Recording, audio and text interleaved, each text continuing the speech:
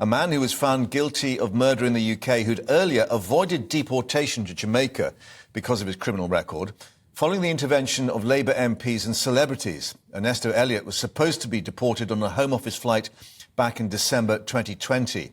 But he then murdered a 35-year-old man in what's been described as a horrific knife fight in the streets of London. Former Home Secretary Priti Patel said the case proved why it was crucial to defy what she termed do-gooders who attempt to block deportations.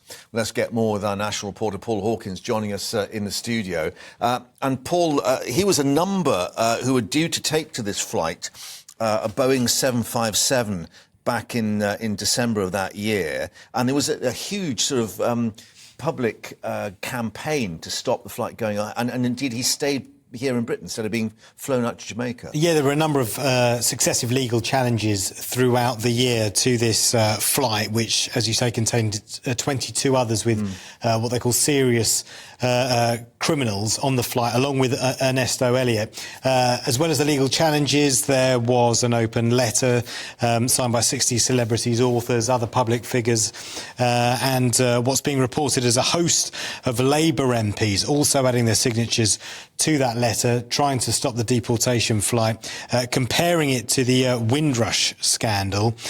So what happened was, essentially, because of those legal challenges, the flight never took off.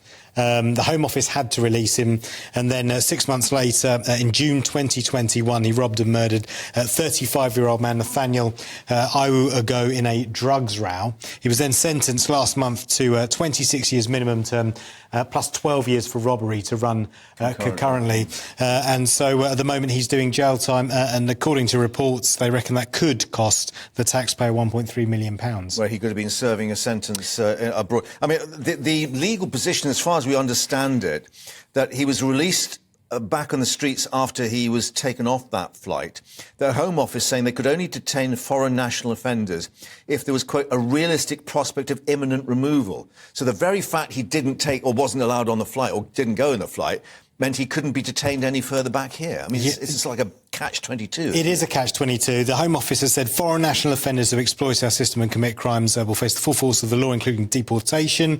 While legal challenges can frustrate immediate deportation, we remain resolute in our commitment to deport those who abuse our hospitality. And also, you mentioned the former Home Secretary, Priti Patel. The current Home Secretary, Suella Braverman, has tweeted this morning saying this murderer should have been deported on a flight out of this country in 2020, but the courts blocked his removal after dozens of Labour MPs cried out it was an injustice. So much for their pledge to keep Britain's streets safe. We have asked Labour for a response and we're waiting for that.